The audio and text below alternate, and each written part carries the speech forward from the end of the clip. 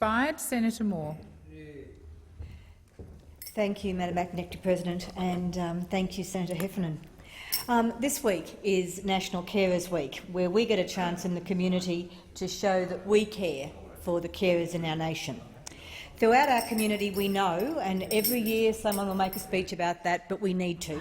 Throughout our community, everyday ordinary Australians freely give their time, money, capacity and care to help others.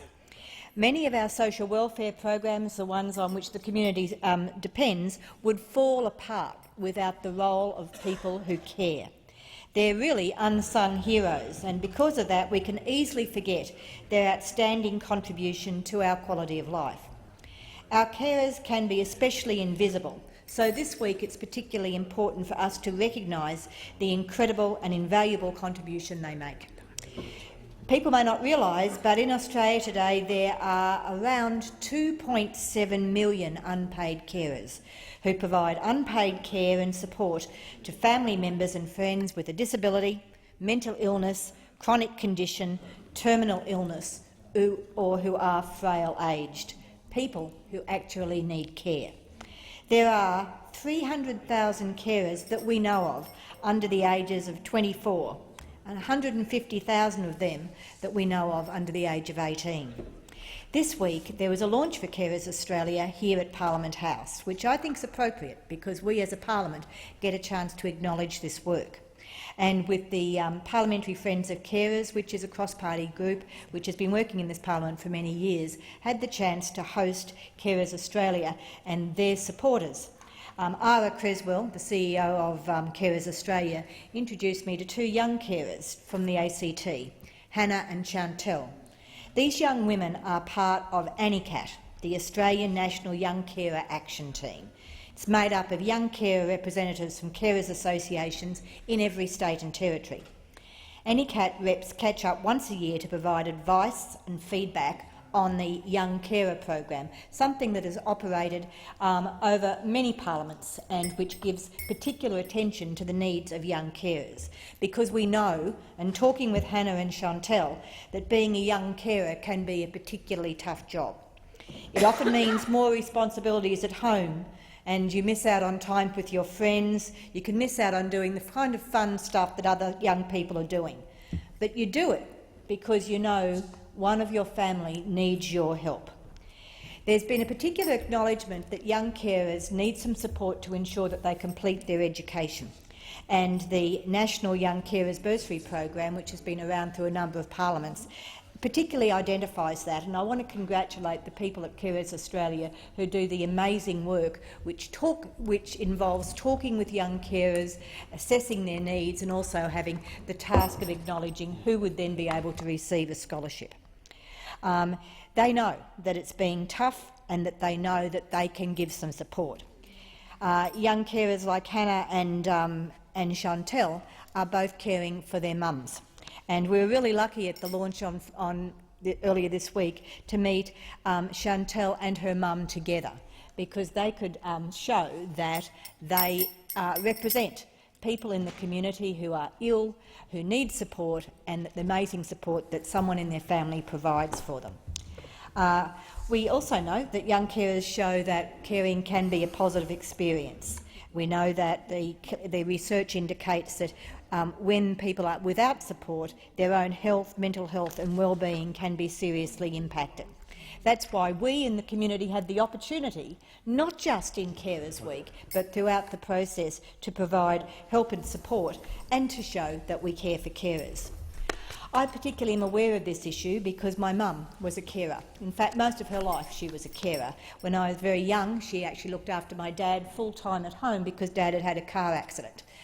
We only knew that this was her job. She was doing her job as a mum and providing support to all of us through this process. This was before there were provided through the social welfare system particular payments to acknowledge this particular work. However, Mum's experience was not unlike that of so many other people in the community. However, what I think made her a little different is that she had taken on this carer's role for Dad, but when she was young, actually much younger than I was at the time.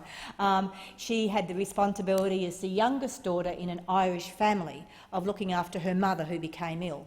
So for that period of her life, from about 13 to in her early 30s, her major work was caring for her mum at home. She actually epitomised the kind of experience that now Hannah and Chantel share with us. But what was not available in the past was the kind of identification and support to allow continuing education and options for work. Those chances were not provided to people in the last century, but they are now. But we need to protect services for carers.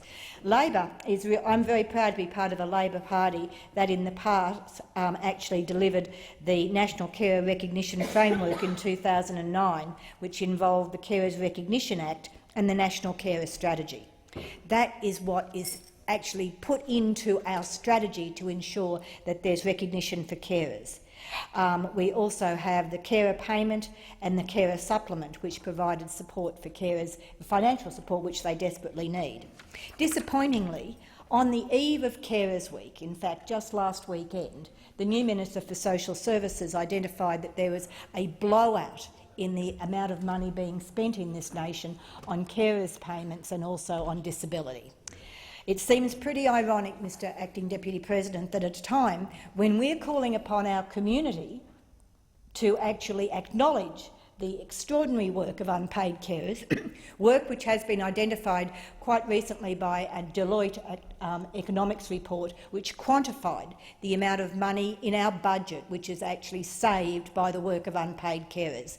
At this time, National Carers Week, there's another layer of insecurity and worry being placed on our carers because they are now on notice that their government is actually looking at what they call a blowout, an expansion of the amount of money which is spent on carers' payments. So, in terms of the message for National Carers Week this week, it's important to acknowledge the care, important to acknowledge the support networks such as Carers Australia, but also I think it's important for this parliament to be part of the acknowledgement of carers and to ensure that their needs are understood, that their needs are identified, and that through our payment systems that there is effective acknowledgement of the work of unpaid carers, and that allowances and payments which have been particularly designed in the system to give support to carers are maintained.